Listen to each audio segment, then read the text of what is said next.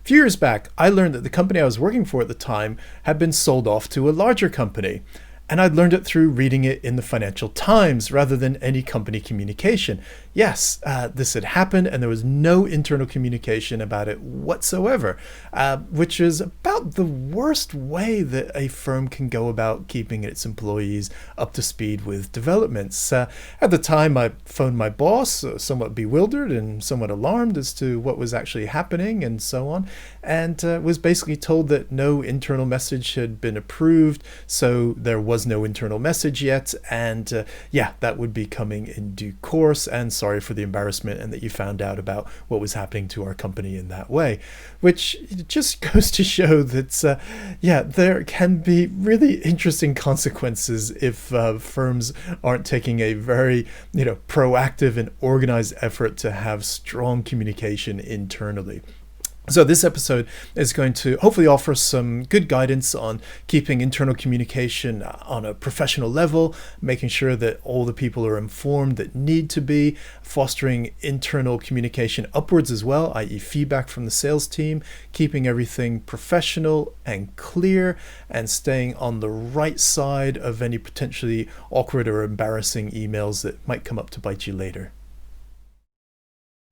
And communication, of course, is very much a two-way street. So in as much as we wish to avoid the bad example given in the introduction about not keeping in touch with the staff when major things are happening in the company, yes, we want to be very proactive and efficient in the way that information is shared from on high down through the rest of the firm. It's also quite important that we get good feedback from the market, and the sales team is going to be a very good source of info about what's happening with competitors, with customers, market conditions generally, and also we need to be also aware of what's happening with them as individuals. So there could be things going on in their personal lives or in their situation which have a bit of a bearing or an impact on their performance at work, their ability to work, and so on. And so it's quite important that we're able to have these open conversations and promote this type of internal feedback so that we can stay informed and better manage our teams. One of the best ways to encourage members of the team to continue giving feedback about the marketplace, themselves, or suggestions for the company is to take that feedback seriously. And a good way to signal that that is your intention is by taking notes. It's also extremely practical. It's unlikely that we're going to remember everything that we're told offhand. No, but if we're taking notes either on pad or on an iPad or what have you, then we've got that as a reference, and it gives us a basis for following up later. Because without following up, without looking to see if we can make some changes or put those suggestions in action or take it into account, then there's very little reason for the person to believe that there's any value in giving feedback because they don't see the action coming as a result of it. Now, these actions may not happen immediately. Some things will just take more time or be more intricate or trickier than one's first thought.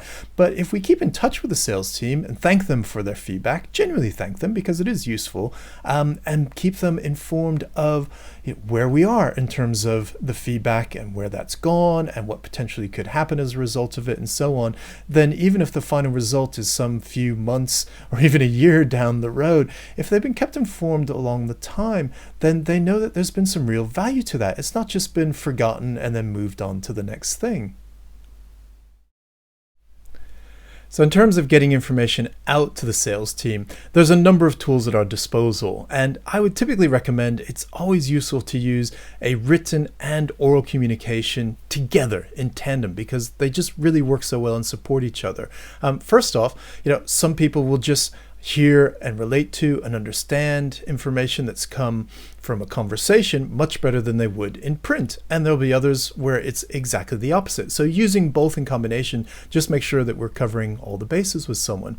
Also, if we're having a meeting or a telephone conversation, it's quite unlikely that the person at the other end is necessarily going to remember all the detail of what we said. We can't really expect that. But a quick email follow-up just removes any ambiguity. In particular, if we've had a lengthy sales meeting or a longer call that's going to be covering a number of key points, then having that follow-up email with any attachments that are required, with all the information laid out really clearly and succinctly, just means that you've got a basis to work with. You've got a plan of action because, of course, meetings and communication, they're all about action. Meetings for the sake of a meeting or a conversation just for the point of conversation is all a bit pointless in the business world. We need to make things happen, get things done. And this is what the communication is all about. And it gives you a bit of a checklist to go back and work through.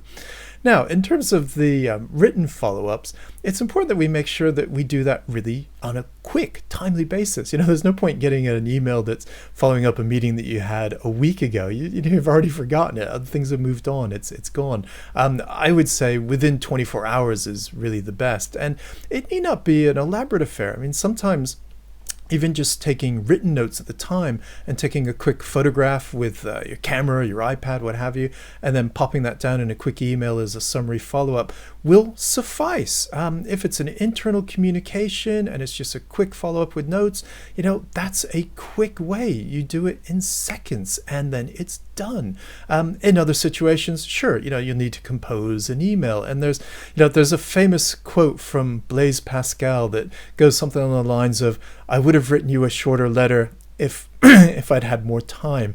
And it basically means that the lazy way to do an email is to write some long and rambling thing, but to actually get something nice and sharp and concise and just cover the key points requires maybe a draft and a redraft and another redraft just to make sure that we get everything as we wish.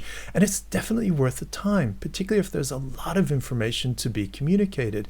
We do not want to overwhelm people with too much information. Just give them enough of what they need and the detail that's necessary, and then we can fill out the rest later, really.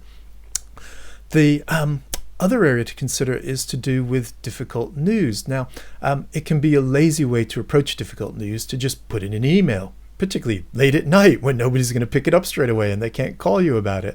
We've probably all been in situations where this has happened, and when it happens to you, it's not very nice. So I would advise that if there's going to be some bad or some difficult news, then if at all possible, make a phone call. Do the person to person or the phone call, have that conversation first and then the follow-up with an email, rather than the other way around, if at all possible. If timing is of the essence and there's no other way around it, fine, we can send the email out, but then the phone follow-up, have that personal conversation. There's really few things worse than getting bad news just cold in an email. And then the last area to consider is the one of either disciplinary action or performance management. So, if we have somebody who's in a situation where they're needing some extra help and support and things are not going as well as they should do, then as well as having conversations, all of that needs to be documented. And the easiest way and quickest way to document that is just a quick email follow-up along with every conversation that we have that covers that topic. Because further down the road, if things do not work out well and you haven't built up your information, which is showing all the steps that were taken, when they were taken, actions and so on, then you're going to have a really difficult time of it. And just having done all that exercise earlier on is going to make things much, much easier down the road. Now, of course, your sales team will also receive communication from other departments within the company and the organization. This happens on a regular basis. And as the sales manager, it's quite important that you are aware of that communication and just make sure, step in if you need to, that it's also done on a very professional basis, that you would expect communication from your team up to you and you to your team. And I'll give you a few examples of where that has gone terribly badly in companies that I've worked for in the past.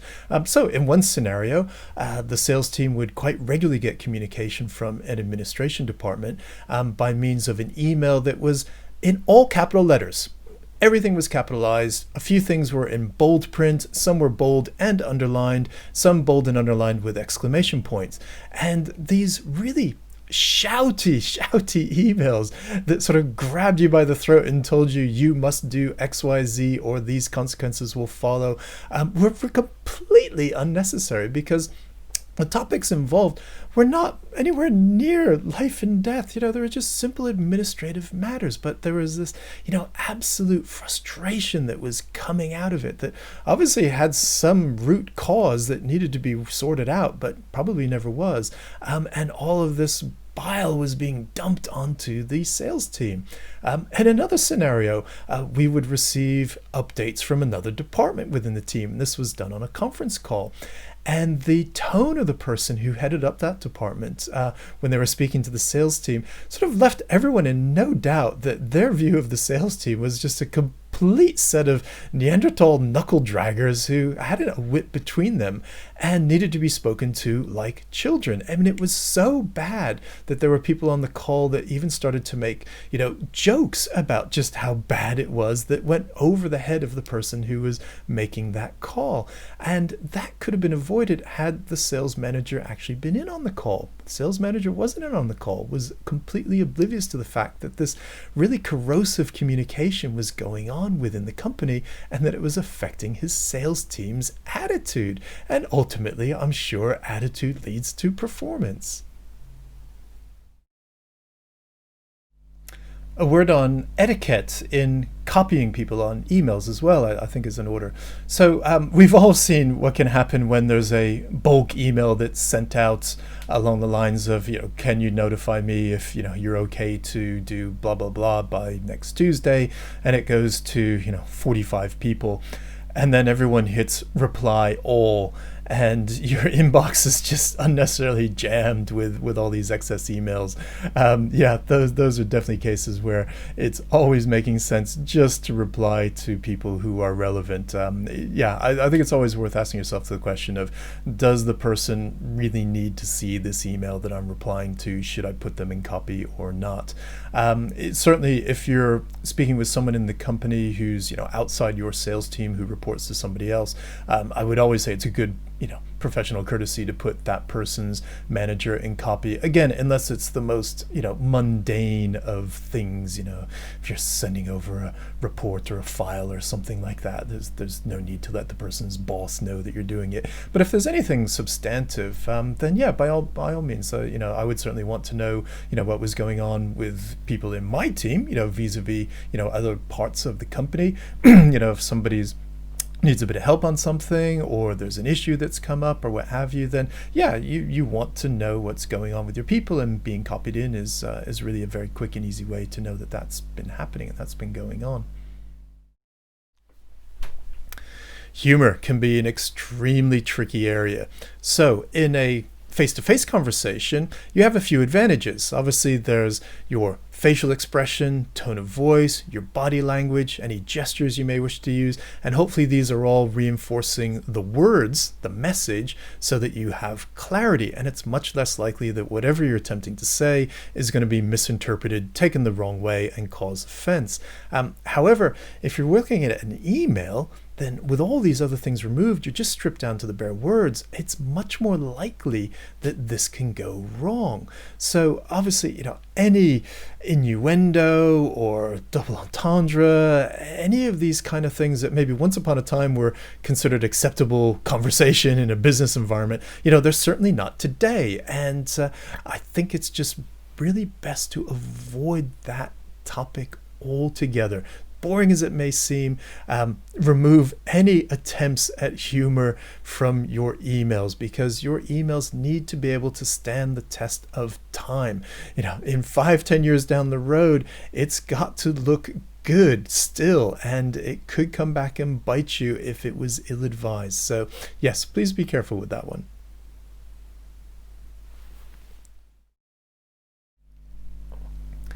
So in summary, the benefits of keeping internal communication with the sales team succinct, professional, clear, cannot be underestimated. It's really critical that that is the tone of things, and that there's a very much an open door and active listening policy to make sure that that communication happens in two ways. And finally, that we also avoid any of the pitfalls of poor taste in humor or things that could otherwise blow up at us in a future date, and just make sure that in terms of other departments that are interacting with yourself or the sales team, that we maintain that same level of professional courtesy courtesy and, just have a thought for who we do and don't copy in on emails.